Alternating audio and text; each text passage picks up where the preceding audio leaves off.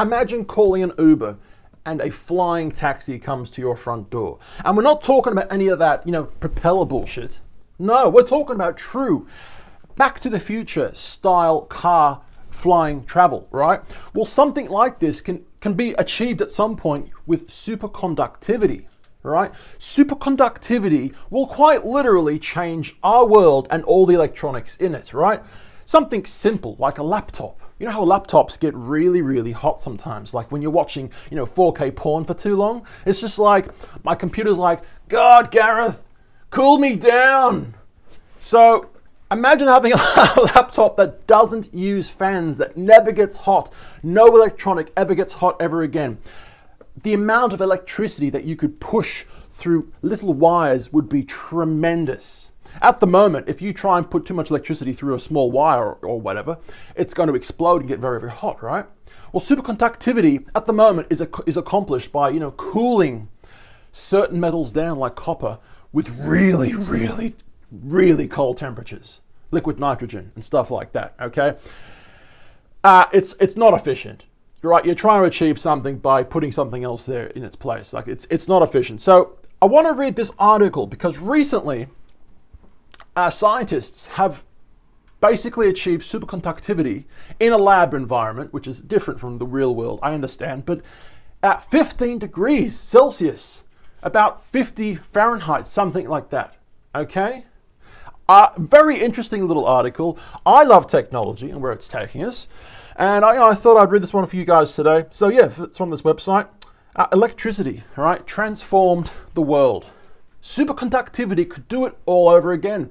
Now, the right superconductor could make our electronics faster and completely revolutionize the electricity grid, right? Well, electricity transformed the world by making many inventions possible, okay? Obviously, all the things that we take for granted today, like 4K pornography on your laptop. Electricity. Thanks, Pornhub. Like new appliances and faster communications, superconductivity could do it all over again if physics could only figure out how to make it practical. All right. Superconductivity happens when a material stops resisting an electric current. In other words, it's friction. It's electricity friction in the wire making heat, right? With superconductivity, that no longer happens, right? It's friction-free electricity. Materials that facilitate this easily, resistance, free flow, are called superconductors, right? Electricity is generated when electrons flow from one atom to another. Right now, daily life is powered by electricity that has to overcome a lot of resistance. The resistance causes typical conductors like copper wire to lose energy every time an electron moves through it, right? This inefficiency comes in the form of released heat. So if you're going to put too much amperage through that little wire of yours, you're going to start a fire somewhere in your house potentially, all right? This future is just going to change our lives in so many ways. And I mean, people like you and me, we can speculate what could happen, but we don't know what's going to happen. Flying cars potentially, flying trains everywhere. What else could we get that we don't currently have, invented, right? The possibility is pretty much endless.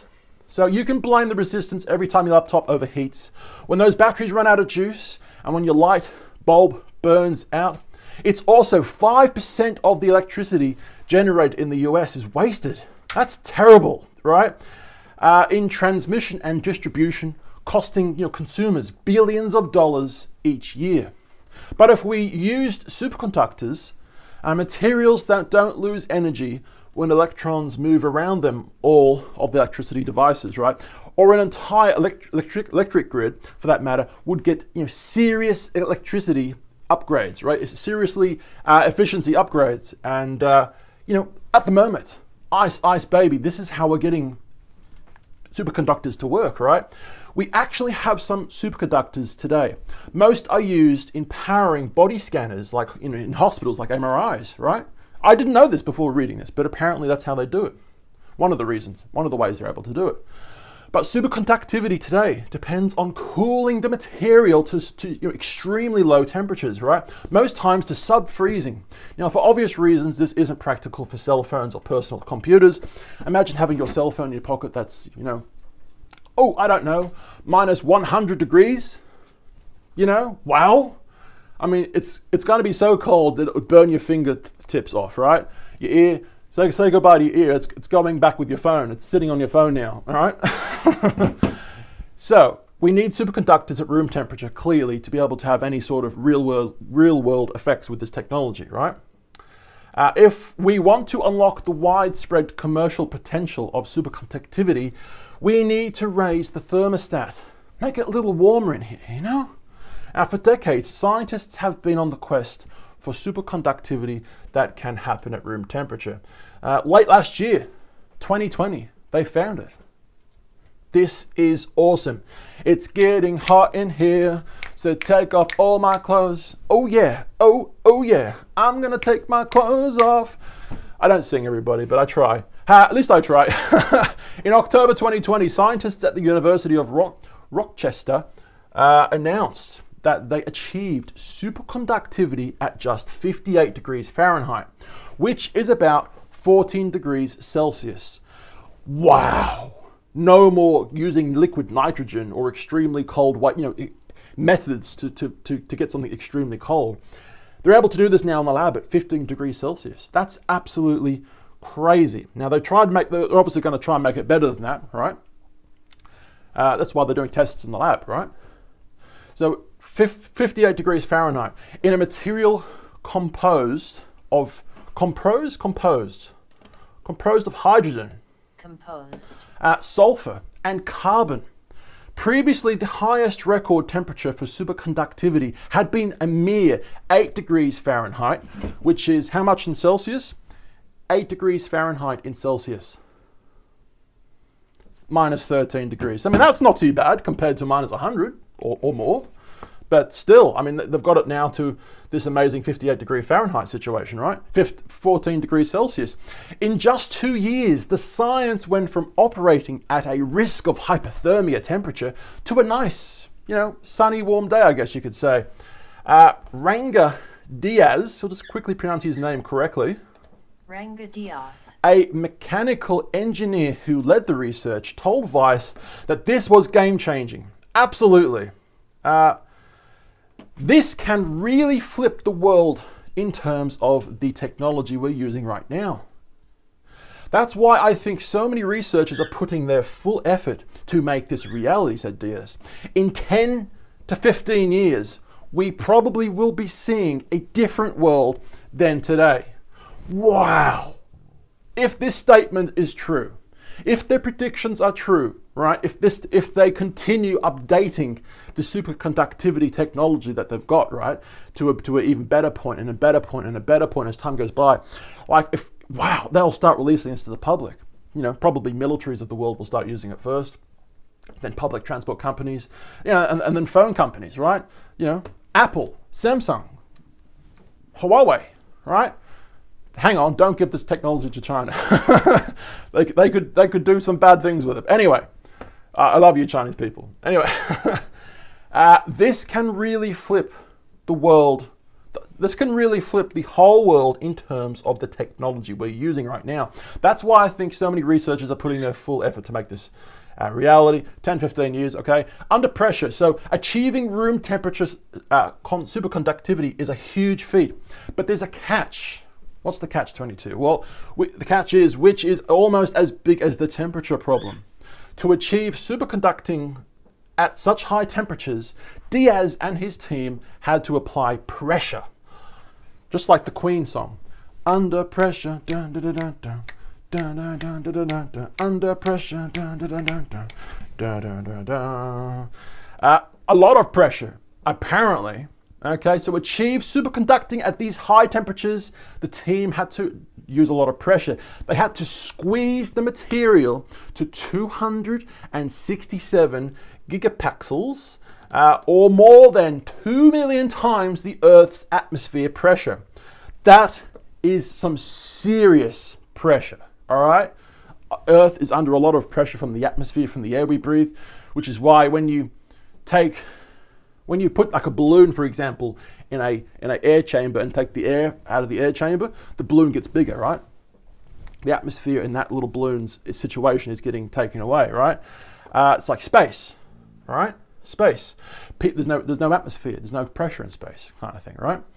No one can hear you in space as well. Now, people have talked about room temperature superconductivity forever. Have we already read this bit before? I think we might have, but there's another part of it actually.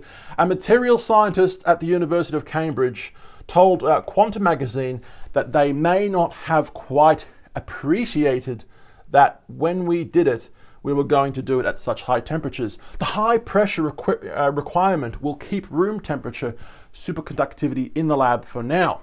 So there's always a hurdle, right? Which is why these laboratories are doing these experiments to get the knowledge in the open, all right? To try and learn what these things do and how to get them to work and all that, right? So future of superconductors, right? Now scientists are on a quest to find a superconductor that can operate at room temperature and ambient pressure. They're getting so close, right? I've got faith in them. 10, 15 years, is it a reality? Who knows? But they're gonna do it soon, hopefully. Fingers crossed. I want my laptop to no longer heat up when I watch 4K porn. All right, that would be great. Thanks. Scientists are look. I don't look at 4K porn. It's usually 1080. All right, sometimes 720p, just in case the internet will drop out. I'm joking. We all do it, don't lie. Scientists are using computer calculations to guide their search, right? Now, these calculations help determine the structure and properties of the material they are looking for, right? According to Science News, finding such a superconductor would open up many commercial options that seem like only a dream to us right now. MRIs, right? CAT scans kind of thing, could become more powerful and could help doctors diagnose diseases earlier. Okay, quantum computers could be commercialized. Imagine having your own quantum computer in your house. The calculations on those bloody machines are just so fast, your mind can't even boggle the information. You just can't even understand it, right? It's just so freaking fast.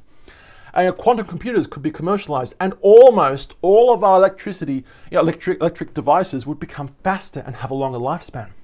Imagine having your phone being extremely fast. We're talking about, who knows what I'm talking about. We're talking about fast, right? Absolutely stupidly fast, all right? For 8K, 12K porn at your phone, at your fingertips, all right? Paul Chu, the founding director and chief scientist of the Texas Center for Superconductivity at the University of Houston, told Vice the science has enormous potential. I think if you can stabilize this high pressure state, you can change the world. Now, a quick little thing, we've all seen these things before. We've all seen the magnet kind of flying around, right? I'm not going to show you much more than that, but you put the magnet in a very, very cold situation, like liquid nitrogen, and it's able to then float. We've all seen these kind of demonstrations before, haven't we? So there you go, the magnet's floating. But imagine being able to do that kind of thing at room temperature.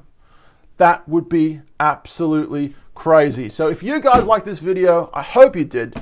We make videos every single day about science, technology, unboxing, world news, celebrity news, everything. We talk about absolutely everything on this channel. Channel 2. And of course, we are on Channel 1, where I make travel films every now and then around the world. Instagram, Facebook, YouTube, at Tall Boy Gareth. I've been tall. My name's Gareth. See you tomorrow. Bye.